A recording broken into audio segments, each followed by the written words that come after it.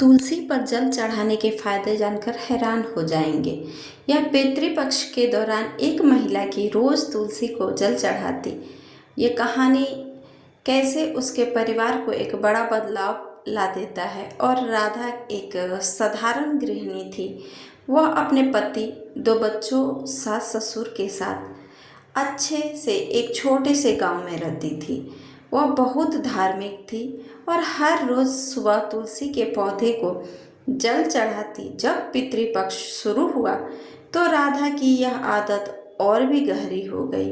वह श्रद्धापूर्वक तुलसी की पूजा करती और अपने पूर्वजों को याद करती। उसके पति मोहन नित्य प्रति अक्सर उसका मजाक उड़ाया करते थे।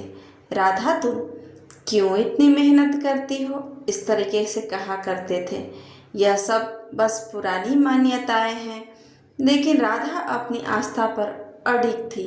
एक दिन जब वह तुलसी को जल चढ़ा रही थी तो उसने महसूस किया कि उसके पूर्वज मन शांत और हल्का हो गया है। उसे लगा जैसे कि उसके पूर्वज उसके आसपास ही हैं। कुछ ही दिनों बाद उनके घर में एक चमत्कार हुआ।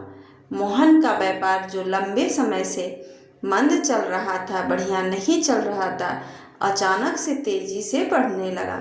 उनके बच्चों ने पढ़ाई में असाधारण प्रदर्शन करना शुरू कर दिया और उनकी सास की पुरानी बीमारी भी ठीक होने लगी। पूरा परिवार हैरान था। मोहन ने एक दिन राधा से पूछा, राधा, यह सब कैसे हो रहा है? राधा ने मुस्कुराते हुए कहा, यह सब हमारे पूर्वजों का आशीर्वाद है। पितृपक्ष में उन्हें याद करना और तुलसी को जल चढ़ाना हमारी परंपरा है। यह हमें उनसे जोड़ता है और उनका आशीर्वाद हमारे जीवन में समृद्धि लाता है। इस तरह राधा अपने पति मोहन से बताती है। इस घटना के बाद मोहन का मन थोड़ा बदलने लग गया था और वो भी राधा के साथ तुलसी की पूजा में शामिल होने लगा। उनके घर में समृद्धि, सुख, शांति लौट आई। इस कहानी ने पूरे गांव को प्रभावित किया और लोगों को अपनी परंपराओं और पूर्वजों का सम्मान करने के लिए प्रेरित किया। तब से उस गांव में खुशहाली हर घर में व्याप्त हो गई।